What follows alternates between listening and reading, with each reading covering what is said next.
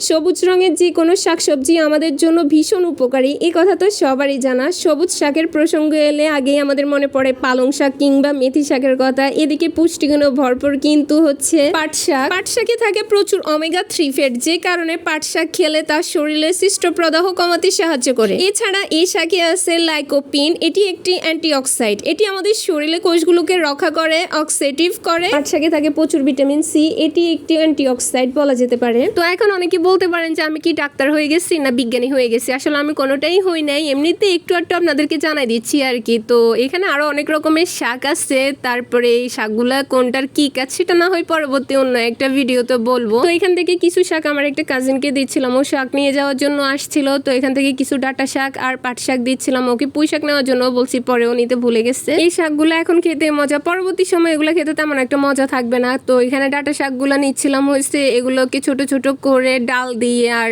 চিংড়ি মাছ দিয়ে কিভাবে জানি রান্না করা হয়, ওরকম করে রান্না করলে অনেক বেশি মজা হয়। ডাঁটা শাকগুলো কিন্তু এমনিতে বড় হইলেও মাছ বা মাংসের সাথে রান্না করা যায়, কিন্তু ছোট থাকা অবস্থা মানে এখন যেমনটা আছে এমন অবস্থায় কিন্তু ডাল দিয়ে রান্না করলে অনেক বেশি মজা হয়ে থাকে। তো ওনার জন্য শাক তুলতে এসে আমার মনে হলো যে আমাদের জন্য কিছু তোলা দরকার। তো এখানে আমি আমাদের জন্য কিছু শাক তুলতেছিলাম, পাট শাকগুলো, কিন্তু এগুলো অনেক বেশি সুন্দর ছিল আর দেখতেও অনেক বেশি টসটসে ছিল। তাই ভাবলাম যে এগুলো রান্না করলে কিন্তু অনেক মজা হবে। এগুলো ঘরে নিয়ে এসে ময়লা টয়লা কিছু আছে কিনা বা পোকামাকড় কিছু আছে কিনা ওগুলো দেখতেছিলাম, তারপরে এগুলাকে একটু কুটে কেটে নিচ্ছিলাম।